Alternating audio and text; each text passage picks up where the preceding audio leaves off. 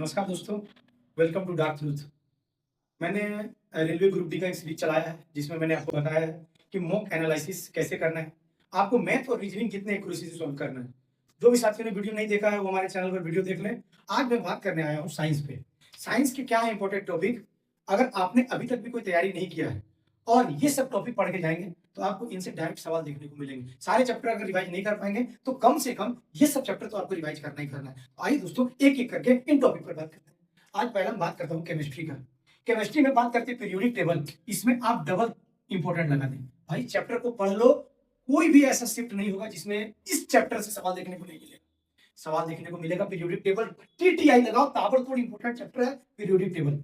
इसमें तो 3 स्टार भी लगाते तो कम है। और इस साल नहीं, ऐसा कोई भी ग्रुप डी का पेपर नहीं हुआ होगा जिसमें पीरियोडिक टेबल का पेपर नहीं, पीरियोडिक टेबल से क्वेश्चन नहीं आया। चलिए दूसरा नंबर, एसिड बेस्ड सॉल्ट, ये भी पढ़ना है। कहां से पढ़ेंगे आप? एनसीईआरटी से पहले खत्म करेंगे साहब। एनसीईआरटी बुक पढ़िए क्लास 8, 9, 10 की।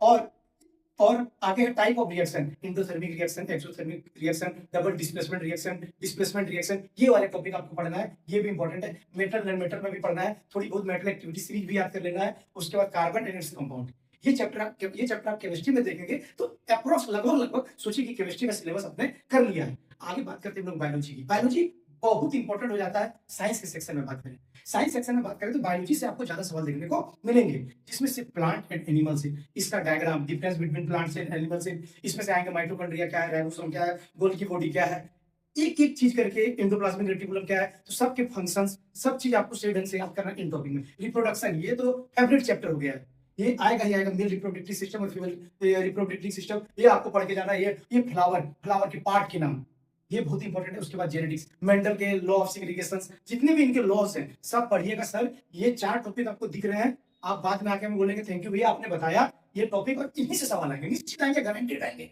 आप बात करते फिजिक्स का, इसमें से लाइट, कुछ पढ़ो या ना पढ़ो, लाइट पढ़ो, लाइट से सवाल दिखेगा, नहीं पढ़ोगे तब भी दिखेगा, इसलिए पढ़ लो। अगर समय देना ही है तो लाइट चैप्टर पे दो, फिर दूसरा इलेक्ट्रिसिटी पे, फिर हीट पे, फिर मोशन पे, मोशन के थोड़े बहुत न्यूमेरिकल्स पे।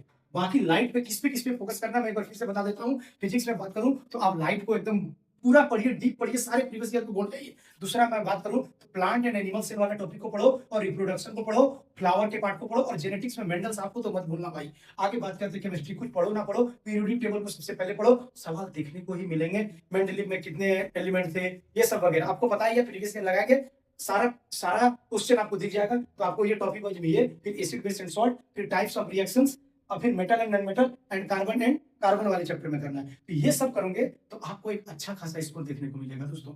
चलिए फिर मैं अगला वीडियो किसी और टॉपिक पे लाऊंगा। आप अपना मेहनत को मत रोकिए, आप मेहनत चालू रखिए। मैं हरदम सपोर्ट हूँ, कोई भी प्रॉब्लम हो कमेंट कीजिए, मैं उसका रिप्लाई देने के लिए तैयार हूँ। मान के चलिए जो भी 15-20 दिन है सर, जान लगा दीजिए, तभी सिलेक्शन आपका होगा। Thank you.